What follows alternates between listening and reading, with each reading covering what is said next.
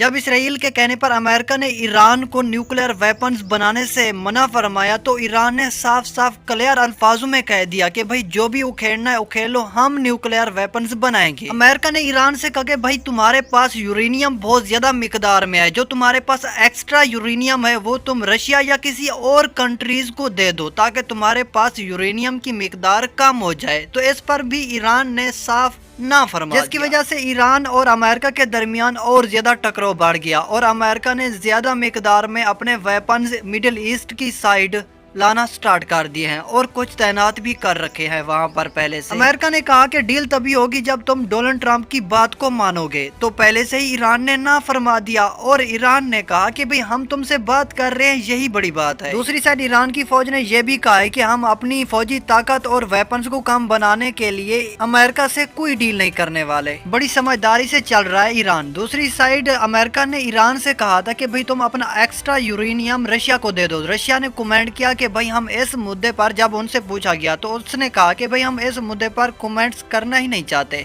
भाई बड़ी होशियारी से और समझदारी से जवाब दिया रशिया ने। ईरान के सुप्रीम लीडर तो कुछ अलग ही बातें कर रहे हैं। उसने कहा है कि अमेरिका के साथ जो हमारी बातें हो रही हैं इसका कोई फायदा नहीं होने वाला, इसका कोई भी रिजल्ट नहीं निकलने वाला, क्योंकि अमेरिका की जो सोच है वो हमारे लिए सड़ी हुई है। डोनाल्ड ट्रंप ने ओमान के सुल्तान के साथ खुद फोन पर बात की है और दूसरी साइड ईरान की भी ओमान के साथ बातचीत चल रही है। अमेरिका के जीनियस और टॉप इंटेलिजेंस मिलिट्री रिसर्चर ने कहा है कि अगर हम ईरान के तमाम न्यूक्लियर वेपन्स, न्यूक्लियर बेसिस को खत्म कर दें, तबाह बर्बाद भी कर दें, तब भी हम ज्यादा नुकसान नहीं पहुंचा पाएंगे और ईरान कुछ ही वक्तों में दोबारा अपनी न्यूक्लियर बेसिस को दोबारा बना लेगा। जो अमेरिका पहले बड़ी बड़ी भड़के मार रहा था कि हम ये कर देंगे, वो कर देंगे, बर्बाद कर देंगे, ये वाला बम छोड़ देंगे, तो अभी वही अमेरिका अब रोना धोना भी साथ में रो रहा है। मतलब पहले धमकाओ न बाद में डर जाओ।